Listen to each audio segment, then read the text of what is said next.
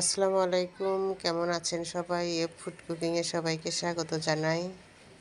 আজকে আপনাদের সাথে শেয়ার করব কচুর শাকের রেসিপি। সবাই তো ইলিশ মাছ, চিংড়ি মাছ দিয়ে কচুর শাক খান। আমার মতো একবার পাঙ্গাস মাছ দিয়ে করে খেয়ে দেখবেন কেমন লাগে। আমি প্রথমে কড়াই তেল দিয়ে জিরা, রসুন, পেঁয়াজ, কাঁচামরিচ দিয়ে ভেজে নেব হালকা করে। দেখুন কিভাবে ভাজে, আমার মতো করেই ভাজবেন। দুটো তেজপাতাও দিয়ে দিয়েছি। এবার একটু পানি দিয়ে দিলাম, পানি দিয়ে নেড়ে চেড়ে নেব। এরপরে দিয়ে দিলাম জিরা বাটা,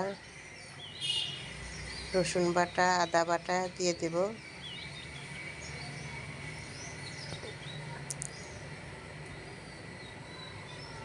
দিয়ে মশলাটা কষিয়ে নেব।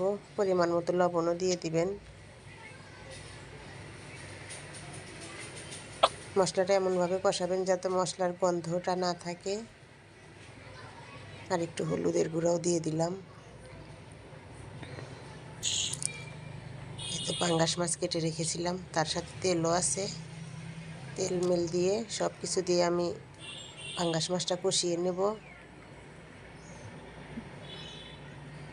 দেখুন কষাইলাম, কত সুন্দর দেখা যাচ্ছে। পরিমাণ মতো একটু পানি দিয়ে দিলাম মাছটা সেদ্ধ করার জন্য। মাছটা ভালো করে ঢাকা দিয়ে সেদ্ধ করে নেব আমি। নিয়ে ওদিকে আমি কচুর শাক ধুয়ে কেটে রেখে দিয়েছিলাম সেদ্ধ করে। এদিকে আমার মশলাটাও কষিয়ে মাছটা দিয়ে কষিয়ে নিয়েছি।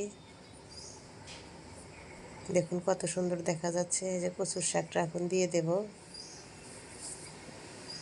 দিয়ে ভালো করে আমি কচুর শাকটা মাছের সাথে মিশিয়ে নেব।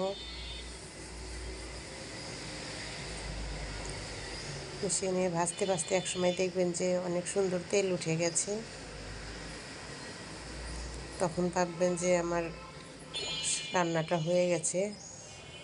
অবশ্যই ভিডিওটা যদি ভালো লাগে লাইক, কমেন্ট, শেয়ার আর সাবস্ক্রাইব করবেন। আল্লাহ হাফেজ।